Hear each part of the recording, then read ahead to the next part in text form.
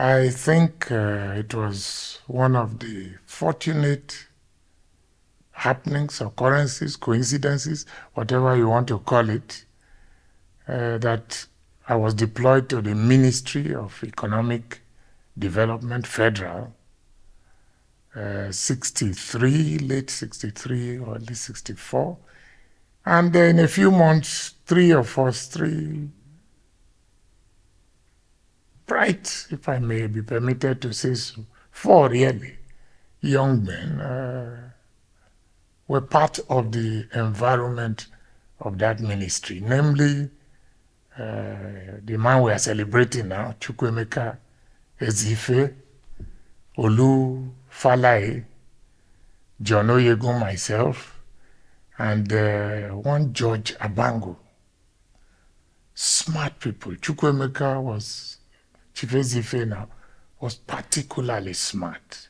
Of course, a product of Harvard. And for a long time, I wondered what the hell was he doing as a ministry staff, because he had all the hallmarks of an academic. Very brilliant. His economics was, his grasp of economics was second to none. But we made a fairly good group in the ministry, worked extremely harmoniously. We gelled very well. Of course, we were relatively new, we were relatively young, but we had the guidance of top-level people. The late Alisina Yida, who was permanent secretary.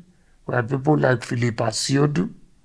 We had my brilliant man, like again the late Ime Ebong.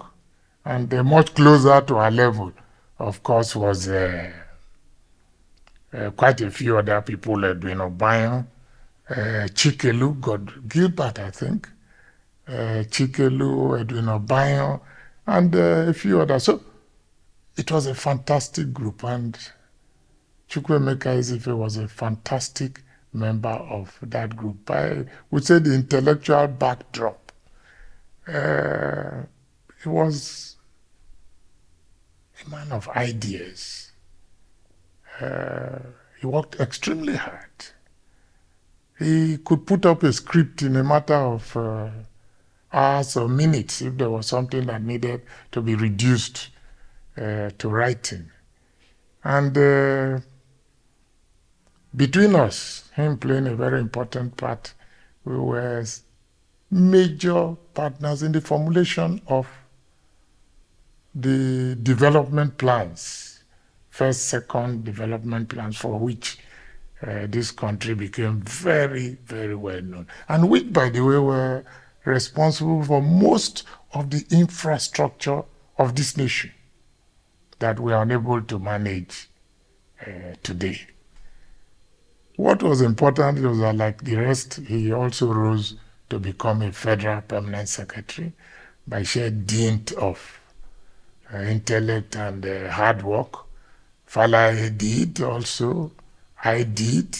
George Abango, of course, went international, went into the international civil service setup, and they never came back. So we became, as a result of that collaboration, very good friends. Like I said, he was very intelligent, very trustworthy, very loyal member, and we have kept together since our meeting in the Federal Ministry of Economic Development. Okay, so let's move a bit further now. As fate would have it, he was the governor. At the time, you were a governor too in the old Bendel States. And I'm sure you must have had one or two meetings together. Did you still see that quality in Chief Chukwuemeka Ezeife in 1992, after so many years, in 1992, when he became a civilian governor?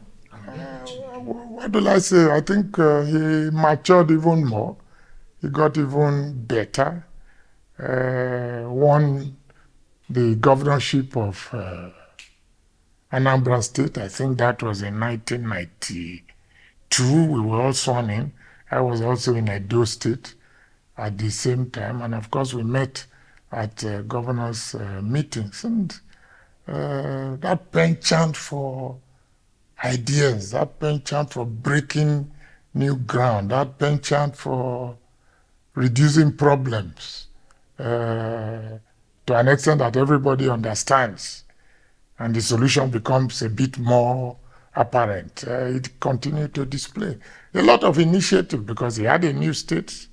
I think he led a lot of us, and he's been extremely clever in managing to hand over the state university, which he had renamed Nnamdi Azikiwe University, to the federal government, which means that the federal government took over the university with all the responsibilities that are implied. And I think I borrowed a leaf from him in that respect. I couldn't hand over the university, but I handed over Auchi Polytechnic that was the kind of trailblazer that he was. Thanks for checking out SYMFONI on YouTube.